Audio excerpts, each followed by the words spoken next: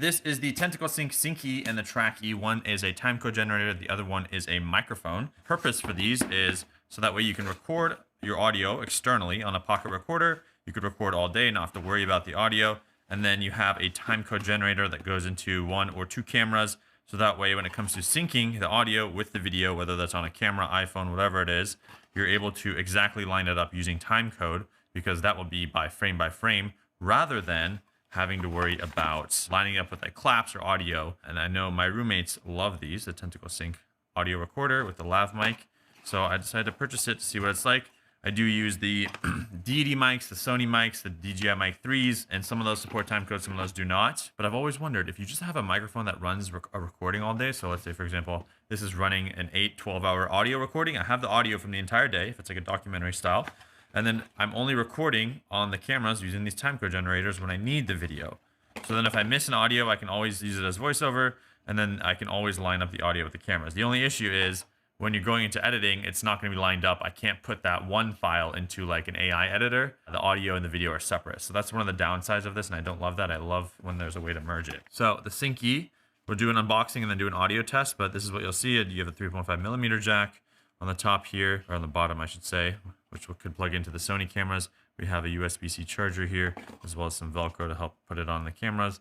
The switch on the corner here as well. You can see what it looks like. Relatively small. Some other timecode generators out there is like the Ceremonic, which I'll have a video on that too. And then the DD, which I don't have with me right now, but the DDs are about the size of this, but they have a screen. So I want to compare all three. Now inside of the timecode generator, now the Sync E, you can control the timecode and sync them all using their app. There's a really nice, Tentacle Sync makes the best app for syncing. I even use it when I use the DD timecodes. I highly recommend that. Battery runtime up to 50 hours. That's really important. And you have all the standard timecode according to specific frame rate. So you do have to set your timecode to your frame rate for it to work. It comes with the Sync E, the cable, locking mount, A to C cable, the Sync Studio license on a Mac. That's important. Zipper bag, mounting tape, a limited 2-year warranty. These are all the little accessories that come with it, the stickers, so you can Velcro mount this anywhere as needed. Timecode generator bag, as well as this nice mesh bag to be able to see what's inside and place your devices in here. And it kind of shows you how it works, how you want to connect it, sync via Bluetooth, via cable, connection recording devices. Then next to the recorders, you're going to have the audio track. So right here, you can see microphone in, headphone out, start, stop recording, power, micro SD card, USB-C, charging, and reader. This is audio, so you don't need a lot, but it does come with a micro SD card right there, a 16 gigabyte. See, we don't need a lot. Boom. We've got a USB-C here, and then a switch. We've got the screws here, and then the microphone and the headphone out. Display to show you the power, I assume. Start, stop recording, power on, off. Let's see if we can power this on. Hold it down. Might be out of battery, so we'll have to charge this. Now this you can operate and control with the app, 32-bit and 24-bit recording. That's the nice part with these. You have an external 32-bit audio, wireless audio monitoring via Bluetooth. That's really cool. 10 hours of runtime, timecode in and out. That's huge. So you could jam sync something if you wanted with this and then keep recording. The camera just might drift. That's the only downside. We've got the Mac, the zipper bag, all this stuff. Where's the license? Do we need to keep the box? Now inside of this, we also get a little mini bag. That's cool. Audio recorder. Maybe the license is in here. We've got a mounting clip for your belt, different colors, rubber bands, stickers. We have the lav mic that lives inside of here.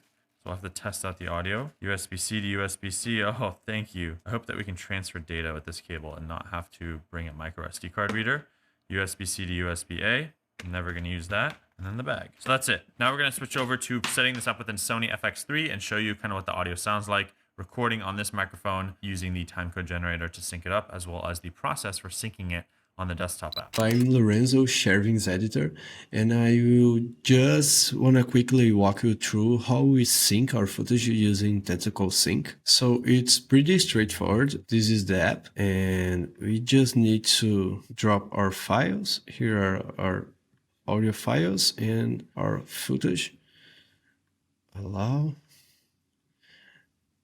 And we can just export an XML with all the sequence, and we will choose like Final Cut Pro and save. So in that way, we can use the timecode and really easily import into our main NLE. So I will import to the project XML, already synced. And ta-da! These two files are different audio and video, so they just don't matter. But really easy, really fast. And not too long ago, we used it a lot, this kind of workflow, and it's a nice tool. So yeah, back to Shervin. Right here, I have the Tentacle Sync mic, and then right here, I have the DJI Mic 3. Both microphones are currently recording. The DJI Mic 3 is recording into the FX6 right now directly via the digital hot shoe adapter at 24 bits.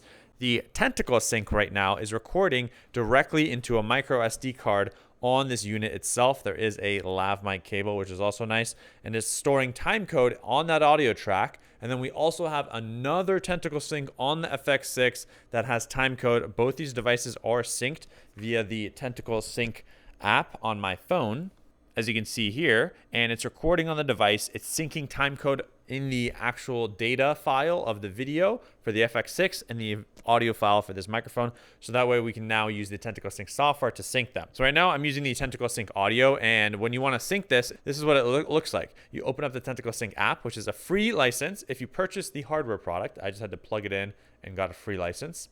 And then you go ahead and upload all the files from all the things that you've done, your video and audio files. It will then sync them using the timecode metadata or the timecode audio track. So sometimes your device does not support timecode natively, like the Sony ZV-E1 or other devices. The iPhone does support timecode with Final Cut Camera, and you will have to use the audio track to convert the audio track to timecode to then sync to the microphone that you're using. Once you're done with that, you'll be able to switch over and export an XML to then import into your editor. It is an extra step to sync, but it does make it effortless. I've found the Tentacle Sync app to be 10 times faster and better than Final Cut Pro's like timecode syncing. DaVinci Resolve might be different, but for some reason Tentacle Sync is so good. Even with timecode from DD devices or Ceramonic devices, it's just as good. So now you're hearing the audio from the DJI Mic 3. These are the audio samples of the different mics to see what it sounds like if I'm recording on device to the FX3 at 24-bit, or if I'm recording to the Tentacle Sync locally on the micro SD card and then syncing up in post using timecode. I don't know which one sounds better. The DJI Mic 3 here does not have a lav mic that I can plug into, and the Tentacle Sync does not have a built-in microphone, so you're always going to have to pin this lav mic somewhere. It's not as small, it's not as portable, but where the mic goes can be small, and you always have this cable. The value though is I do not have to worry about recording at all times because it's recording the audio. So if I miss something, I can use that as a voiceover later. Whereas the DJI mic, if I'm not recording internally, which you can, 32-bit float, I won't have that. You just have to turn it on. But these are the two microphones. This is what it sounds like as we switch back and forth between the two mics. Which one do you think sounds better? I kind of have a feeling if I plug in a COS 11D into the Tentacle Sync mic, that might sound the best overall. And that might be a good option if we're just trying to record locally and not have to worry about transmitting. When it comes to a accelerated workflow, like content creation, you want to get videos out fast, the less steps in the post-production workflow as possible, the easier, and that's why I love the DJI Mic 3. I have 32-bit local recording as a backup if I need, and then I'm transmitting and recording on camera so I can quickly edit and not have to worry about linking and syncing and all those things if needed. Oh, one last thing, the app is amazing. I can play the audio live on the Tentacle Sync app. I can play back recordings on the Tentacle Sync app. So there's some features that I haven't found in any other microphone that I've tried. So I'm excited to test these out. We'll have a more in-depth review as we explore this device further. It can be useful in like a production set where there's more steps. You want it to look better. Maybe you're taking your time and you don't have to be as run and gun. There are links for these products down below. Click those links. They support the channel. My name is Shervin. Subscribe, turn notifications. We'll see you in the next video. Peace.